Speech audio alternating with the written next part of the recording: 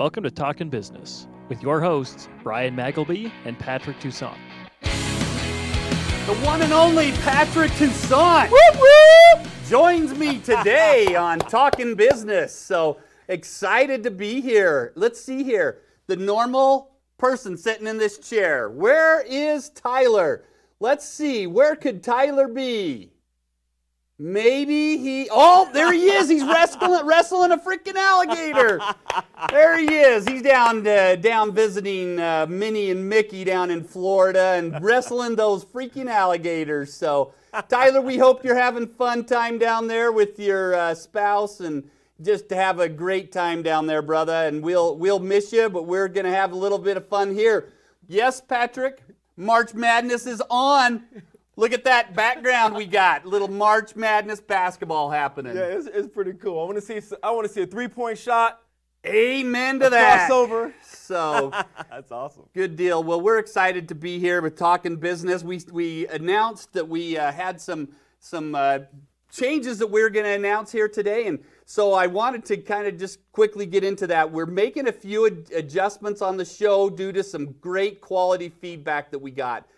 And so we're going to be moving the show. It's going to still be happening at noon on Tuesdays, but it's going to be a little more simple. We're going to do one guest a week. We're going to keep it to 30 minutes. A lot of people requested that we do that, and we are going to be moving the show to 30 minutes.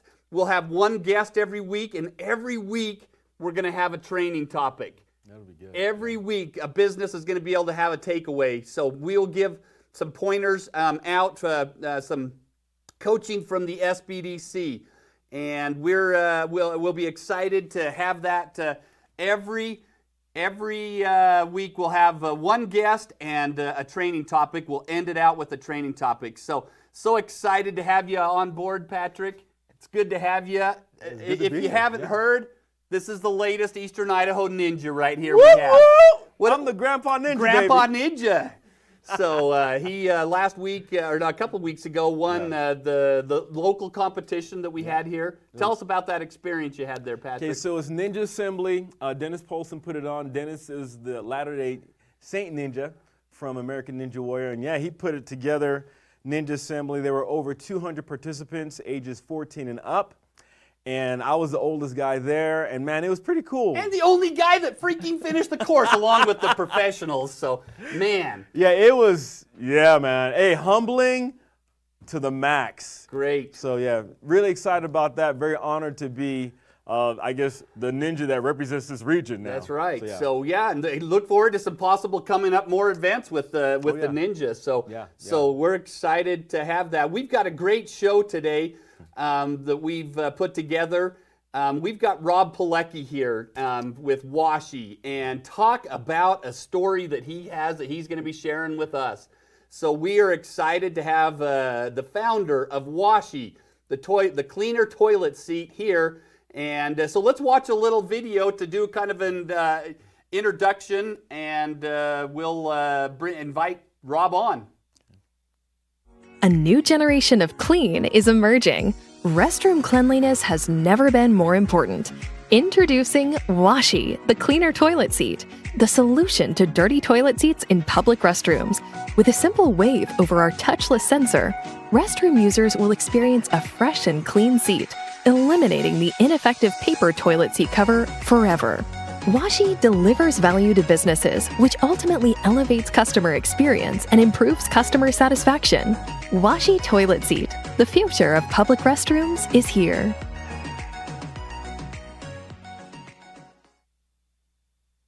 Well, welcome, Mr. Rob Pilecki. Hey, thanks for having me, guys. He's a legend in the state of Idaho in my book. So you know, this is the old paper toilet seat covers.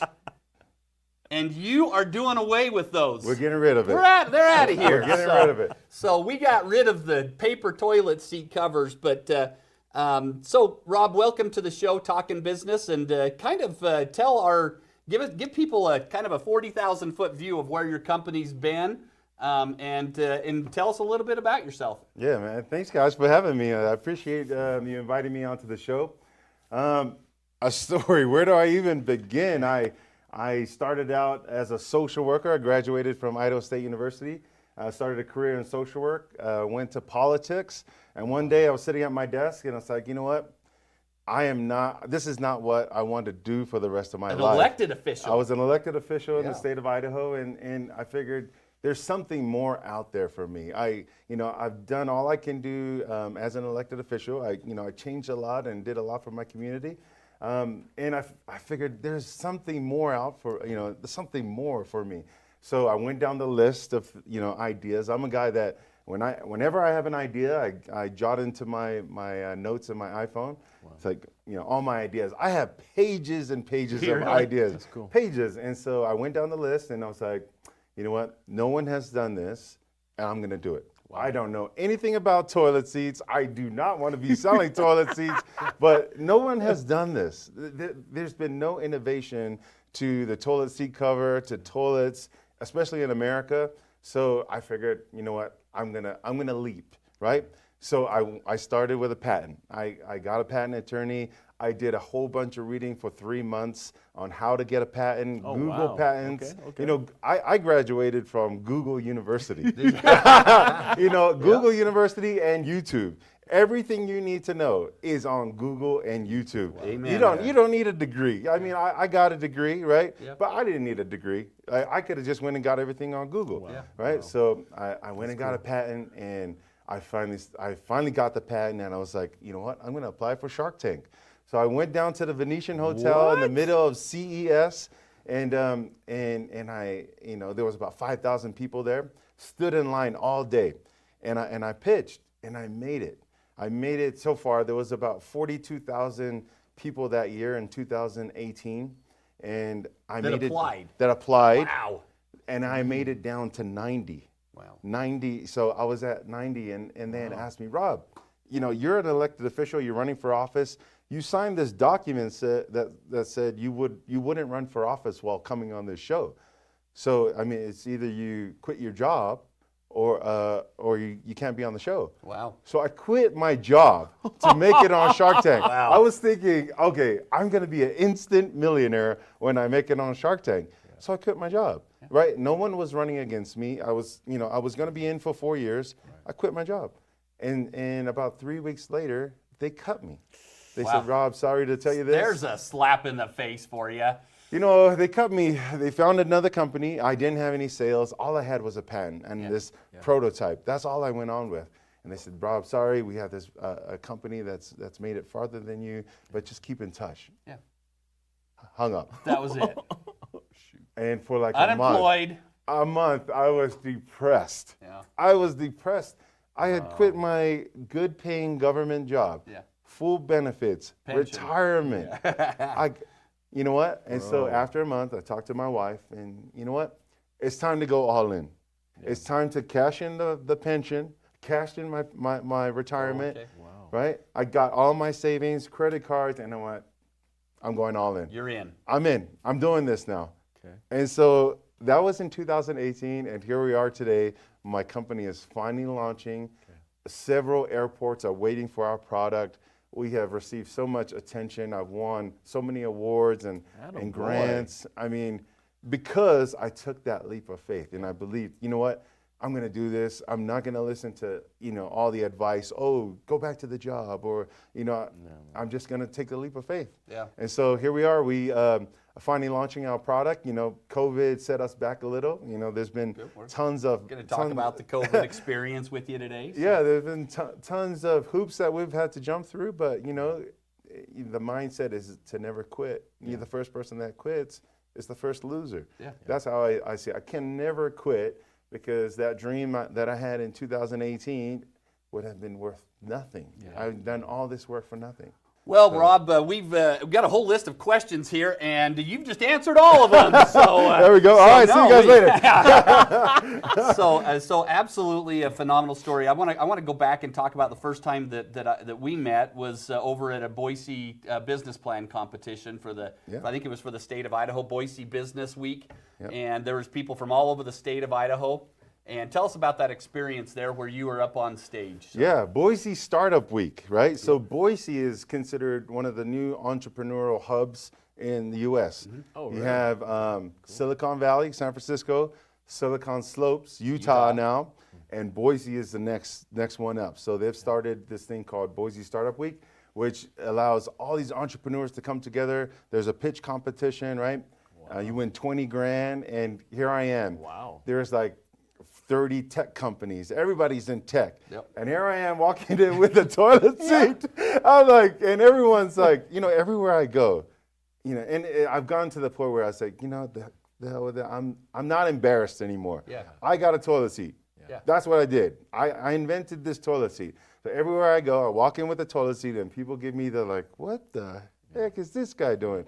And then I go and win the competition. Yeah. Right? Wow. I go, so I'm on stage Yep. and so I pitch, you know, And did your toilet seat work when you did that? the toilet seat It didn't even work. The And toilet you seat- still won. The toilet seat didn't work. I Unbelievable. didn't even turn it on. Yeah. Like I took it up there, I didn't turn it on, and when I'm doing the demonstration, I'm like, oh my gosh. And you had some stiff competition there, but man, Yeah. I'll tell you that I was just so impressed with the way that you presented there. Even though it didn't go 100%, Yeah. man, you had a great idea, and you were going up against some very stiff competition there. Yeah, no, and there's some hard hitters in Boise with their tech companies, right? Yeah. They're making millions of dollars, and Yeah. they were Franchises watching. and- There's oh. about 200 people in the audience, you Yep. know, and Wow.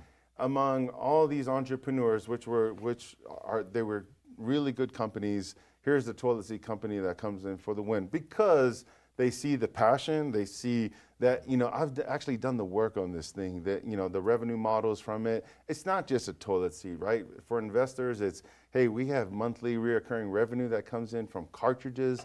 We're in chemical sales. We have an innovative toilet seat that will eliminate a problem. You know, the toilet seat cover is a problem, which I've tried to solve, right? So, we went up and pitched, and we took it down. So Yeah. it was good. $20,000? $20,000 in the bank. Yeah. And you know what was the funny thing? I had about less than $7,000 in the bank at that point. And I'm dealing with, I have to pay for molds, $150,000, pay for product, you know, $40,000. And I have $7,000 and I'm trying to raise money. I'm trying to get to the next step and just being blessed. Yeah. I was Blessing. blessed. Yeah. Blessed to pitch and to win, and $20,000 that I could continue the company with. Yeah. Yeah. Exactly. So you mentioned earlier about how COVID has affected your business. Kind of give us an idea of where you've been with where you were at before your company was, and then where you're at now, and then where you're planning on being in the future. Give people kind of an idea of not only where you've been, but how this has affected you. Yeah. So COVID has blessed us and cursed us, right? So prior to COVID, we had tons of airports. Our market is airports right now. Because we're a higher end product, right? And airports, they're renovating in the millions of dollars. So in August of 2019, airports were lining up and saying, listen, we need your product, right? And we had promised airports in August, October-ish, we'll have inventory here, Of right? 19. Of 2019. Wow. And because I'm a first-time entrepreneur, because I didn't no experience in manufacturing, production. You know, I'm pushing China up till 3 o'clock in the morning every night with them. And we just can't get it done. There's so many obstacles, so many issues. You know, if it wasn't one thing after the next. And then COVID hits us. Yeah. And every manufacturing plant in China shuts down. They all go home. For 6 months, I was shut down. So now the airports, I mean, they were, they knew the circumstances, right? But here we are again. Now we're a year later, and we're finally getting our product out because of all the obstacles. You know, engineers leaving, new manufacturers coming into play. So all the hurdles that we've gone through, we finally made it through. We're finally launching in Boise Airport. And we're going through some hurdles with them as well, trying to get all the legal things ready without chemical and things like that. So tons of humps, but almost there. We are so close, so close. Good. Well, tell us about the company. I know you've brought some investors into the company, and You've wallered through some of the tougher times. Tell us, where you're at and what your plans are for the future. Yeah, so we have about 9 investors now. We raised over $600,000. And we don't need to raise millions and millions of dollars because we have a product, right? It's not like a tech company where we need to continually raise money. We raised enough money for our molds and for our first production run of 1,000 seats, and then we sell those seats and the revenue from that, put it back into the company. So it's for me, I've bootstrapped this thing until I needed investors. I put $100 grand of my own money into this thing. I cashed out my retirement for it, right? So yeah, we were blessed to have investors, local guys here in our area in East Idaho. Good. And so we've tried to keep the money here, and it's just been a blessing that we've received the money. So, and it's taken us to the next step. Yesterday, I just moved offices. We moved from a nice Downtown street. Pocatello. Yeah, we're in a downtown office area. Nice view. Now we're in a warehouse.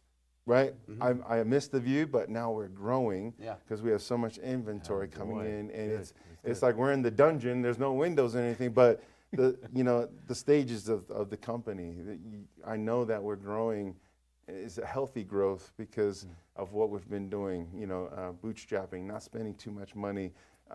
Lean startup, baby. Lean startup. We haven't even spent too much money on marketing because it's all been on LinkedIn. It's all been word of mouth.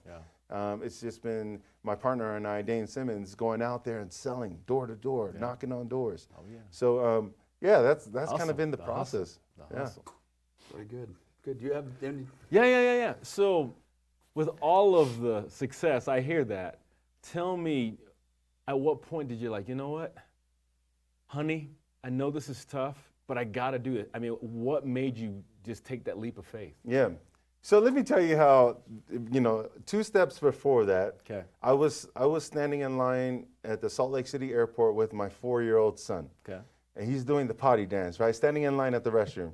And so, a stall finally opens up, and I take him in, and we encounter a dirty toilet seat. The guy before us peed all over the seat. Wow. I'm like, I have my 4-year-old son. He has to sit down. Right, so I clean it off for him, and I put a paper toilet seat cover on for him. And he's like, and I try to lift him up and put him on, and he's like kicking. He's like, he doesn't want to sit on that thing. He's like, what is that? I'm not sitting on that. So I run over, and I grab some soap on paper towel, and I just clean it down for him. He's 4 years old. I had to clean it down for him. Put him on the seat, and he takes care of business. He has to take the number 2. Number 2. Yeah. 10-200. He's like, oh, man. He's taking the number 2. And that's where the light bulb hit. So I had that idea for about a year. And then I was sitting at my office, like I said, and I just thought, I'm not going to be a millionaire sitting here. It's a good wage and all, right? Yeah. But I want something more for me and my family. I want something. I want a big house. I want nice cars. I want something, right? And what am I going to have to do to get there? So that's where I went through the list. And I did ask permission from my wife. Good. Yeah. Because that's a good way to stay in the graces. It is. You know what? And people, some entrepreneurs may not say that. And I'm going to say it because my wife is paying for the bills right now.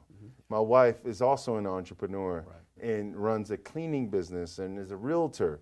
Right. And it put a lot of pressure on her that she's paying the bills while I go out on this journey. Living the dream. Trying to live the dream to maybe, hey, one day you sell your business, we have enough money, we're okay now. Yeah.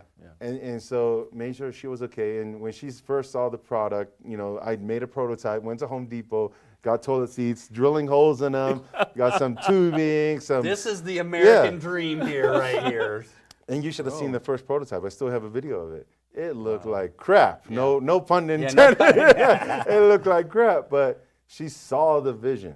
Yeah. And she knows me. If once I start something, I'm not gonna stop until this wins. Yeah. And so she was like, yeah, okay, let's do it. And so first thing for entrepreneurs, if you have a wife, make sure she's okay with it. Yep. Yeah. Get the blessing there. She's been supportive ever since. She every step along the way. When I'm down and out, who's gonna help me up? Yeah. It's my wife. Yeah. She's like, when I need advice, she's like, Rob, here, sit down. Let's talk. Yeah. So yeah, she's been my partner. Bro, that's a blessing. Yeah. So this year, what's your goal to accomplish this year? Yeah. We're in March right now. We're in March, and we were supposed to launch in January. Because of Chinese New Year. Chinese New Year starts first week of February. First week of February. Okay. And so we were trying to get into production manufacturing. They're sending 1,000 seats. They were only able to send us 50 seats by air. Okay. But now 950 seats are coming by sea. So our goal for this year is to get those seats out, right, into places that are high traffic, that a lot of eyes are on. So airports, obviously, and places where the public are, like malls, hospitals, and so to get those seats out in those venues. Then we go to distribution. We've already been contacted by the major players in distribution, in janitorial distribution, and they're waiting for us, right? So everybody is looking. Everybody's waiting to see how we launch this product. And when do you think you'll have those products in? So we'll have our first 1,000 seats in by next month. Good. And then by the end of the year, we've already been asked by a huge distribution company, look, for us to start, we need 20 to 40,000 units. Really? I'm trying to get 1,000 units here. Wow. And they're asking me for 20 to 40,000 units to start. Wow. So here comes, I'm a YouTube engineer, right? Because I've been doing all this CAD work. I've been, and I just learned from Google and YouTube.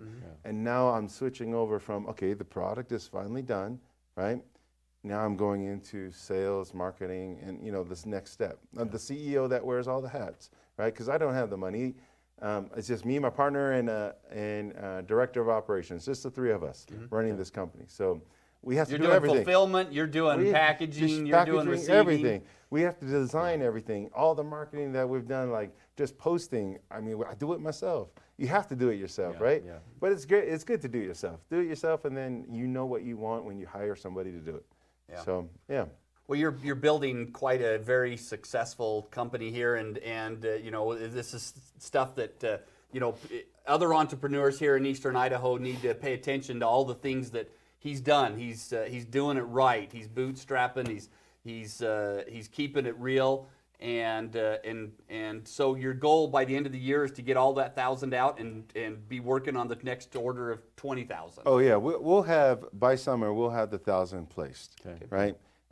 People have just been waiting, and with government entities like airports, they need to have product on before there's no pre-sales going on there, right? But once people see them in airports, and they've already been knocking on the door. Like we get 3 to 4 emails a week. How can we purchase? And because we don't have inventory, I got to put you on a wait list. But once it is out there in the market and the eyes are there, sales for us isn't going to be a problem. Wow. So have you said that maybe down the road there might be another Shark Tank visit? You know what? Every year they've kept in contact with me. So every year they'll contact me and say, Rob, how's sales? And I say, there's no sales because I don't have inventory. Says, okay, check in with us next year. So every year they've kept in contact. They know that I have a good product, and they know that I'm a personality. These reality TV shows, they love personalities. And so maybe I'll go on, at the end of this year. They film in August, October-ish for the season that starts in December. Yeah. Good. So, well, that's exciting to hear. So, what are your plans of growth in the future years? Where do you see the company possibly getting to? You know what? A lot of entrepreneurs say, "Oh, I'm going to be the next unicorn," right? Unicorn, right? 100 million in sales, and that's me. I am going to be the next unicorn. I believe it. Like with the numbers, the calculations that we've made, and with toilet seat, and so we have a cartridge that goes in our toilet seat with chemical, right? And then foam comes to the surface once you activate the sensor. So once we make that initial sale, we're selling cartridges so it's not a one-time sale, it's a lifetime sale. As long as there's a seat alive in their facility, we're selling them cartridges. People are expecting something to come out of that. Right, so we're like the Dollar Shave Club, right? Dollar Shave Club, $1 billion company. Same concept, the same revenue model. And that's why investors like us, that's why I won the pitch competition, because we have that revenue model, right? But yeah, we see ourselves doing really well in the future. That's great. Okay, I got a question. Great. Okay, talk to me about Can't Stop, Won't Stop. Can't Come on, stop, man. won't stop. 'Cause I'm all about You know, motivational stuff. What you got? Bad Boy, P. Diddy, Notorious B.I.G., Can't Stop, Won't Stop. You know these guys, right? Can't Stop, Won't Stop is something that I saw on a shirt one day, and it's been my motto. I just didn't know it. Okay. That if I ever stopped, right, the amount of people that are depending on me for this company to win, I failed them. I have a lot of responsibility with people's money. My parents and my sister, they gave me money in the beginning to get a patent. You're all in on this. I'm all in. My family has sacrificed so much. We have not gone on vacation in the last 5 years because I've taken all of our money to send on the toilet seat. So my motto is, I can't stop and I won't stop because I'm going to win. If I do, then I fail. And so everything is can't stop, won't stop. All right. What a glorious story to hear about, this, an Eastern Idaho company, and they're going big time. And we're excited to have had an opportunity here to showcase Washi. How do they learn more about it? What's your website? Yeah, you can go to our website, WashieToiletSeat.com, or if you just want to follow my story, my entrepreneurial journey, you can just follow me on LinkedIn. I post on LinkedIn every day. Yes, very active on that. Rob Pilecki with Washi here in Eastern Idaho. Thank you for joining us. Is there anything else that you wanted to share about your journey, your entrepreneurship journey here in Eastern Idaho? No, I just appreciate you guys having me on the show. And if there's any entrepreneurs in Idaho that need advice, I'm open. Yeah. I'm not a guy that's going to be the CEO of the company and unavailable. Anybody that messages me on LinkedIn, I respond. Yes. Very good, and I can back that up as I've reached out to him a few times since that Boise competition, and he is very responsive, and we wish you the best. Can't stop, won't stop is what we can look forward to from Washi. So thank you, Rob, for being here, and we wish you and Washi the awesome toilet seat, the best in the future. So thank you, guys. Thank you. Washi. Let's go. Yes. So we just wanted to take an opportunity to thank our sponsors. We didn't usually do it at the beginning of the show, but we couldn't do this show without our sponsors. We have the Small Business Development Center, the Idaho Innovation Center, Vulpine Marketing have put together our incredible website, and we couldn't be doing it with them. All of our shows are posted on our website of Talkin-Business.com. And Andex, man, what a production they do here at Andex. Absolutely phenomenal. We even impressed Rob with he was like, man, this is a great production here. So thank you to Andex and of course BBSI. And BBSI, we've got a little video here that we wanted to share to talk a little bit about BBSI. Wow, BBSI, where have you been these last 15 years in my life? Hi, my name is Mia Paulus, and I am the CEO of an outsourcing company called The Center.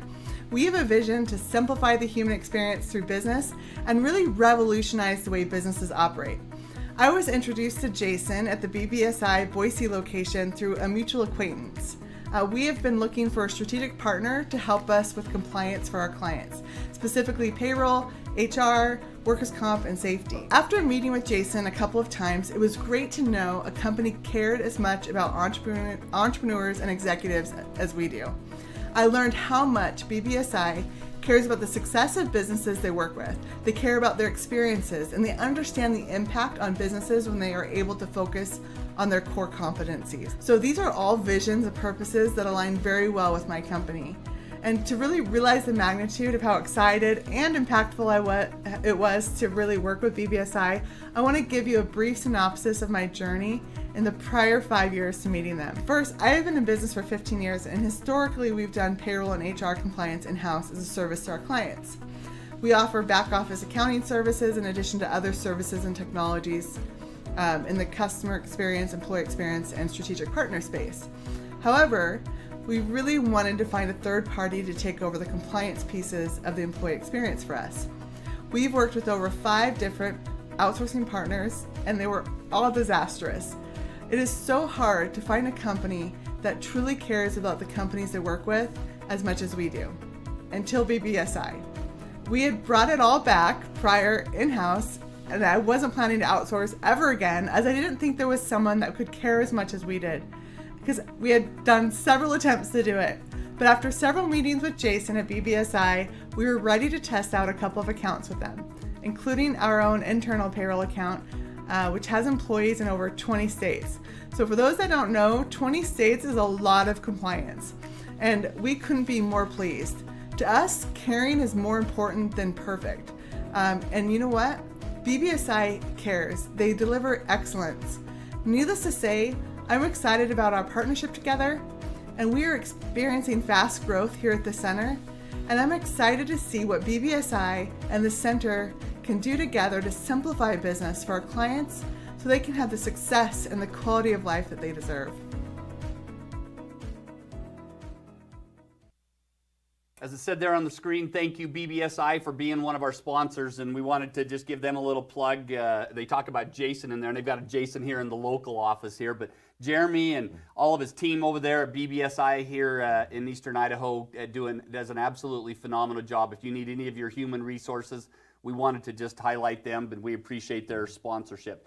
So our new segment that we're going to be doing here at the end is talking about doing a little training topic, and we wanted to tie it into BBSI, and it's a great thing that I actually learned a lot of this stuff that we're going to talk about from BBSI. So we have a graphic that we wanted to put on the screen here and talk about what are some things that we can do with for employees to do employee reviews. And number one, define the expectations, and this is something that you need to do up front. And it's something that you have got to set the goals with them and define. And I'll talk about a little bit later about the timing of the reviews that we suggest. I like the fact that when you create goals, you want to find out what the employee wants, and they need to know what your expectations are. So it's important to set goals and to find out that, hey, if they want to go big or they want to stay small, so that's really important. Set goals, create goals. Yep, and all these need to be, you need to provide written evaluations. And I've got multiple forms. And if you are watching and you want to reach out to us, put your email in there. And I've got multiple forms that are written that we can get to you. So if you want to, you can put that in, or we'll put our email, or we'll talk about our email right at the very end. And I think one of the most important things is maintaining a performance record. You want to write down, highlight some of the things that they've done well, so that when you do meet with them, you can say, hey, this was great, this was great, this was great. You need to work on these 2 things, but boy, you know what, these 7 things were awesome.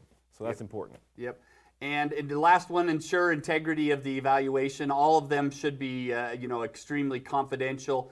If you want to go to the second page there, here's some things that I've put together that people ask me all the time, how often should we be meeting with our employees? And here's my suggestions.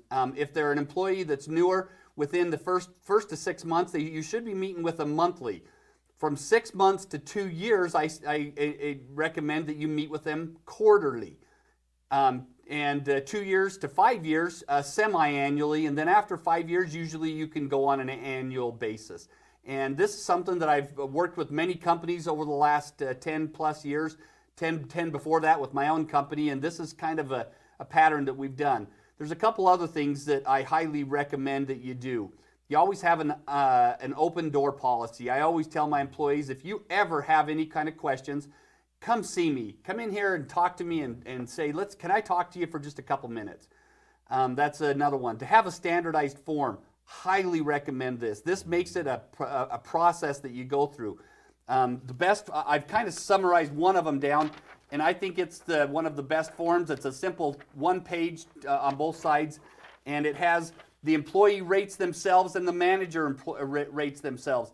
And if there's ever a discretion of more than one number, then it's time that I always tell people, let's take a time out and talk about that. If they rate themselves a 5 and I give them a 3, then we need to talk about why I'm at a 3 and they're at a 5, or just the opposite. Right.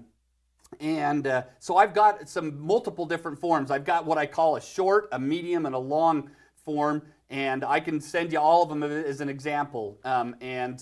But I've kind of summarized down, this is my favorite one that opens it up.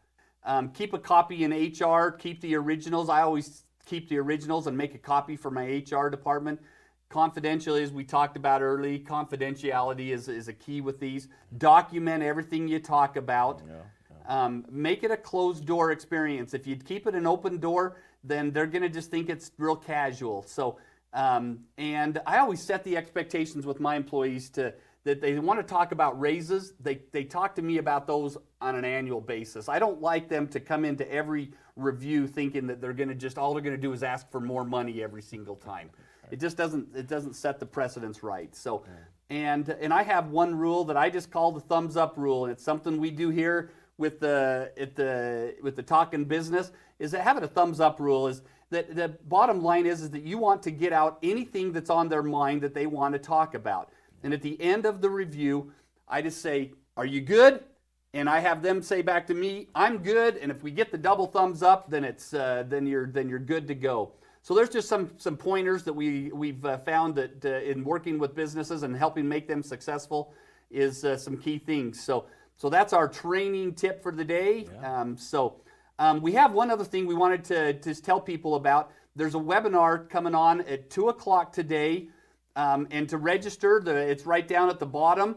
And if you go to idahosbdc.org and look at their trainings, that's where it'll lead you to. But if you can write down that bit, and if you're looking for different capital options for small business, thank goodness to COVID, then this is a great webinar. I've watched a couple of these in the past, and it's been absolutely invaluable information for businesses to take away from. So thank you. We've gone a little bit over to what our normal time is today, but we will try to keep these to around 30 minutes every week.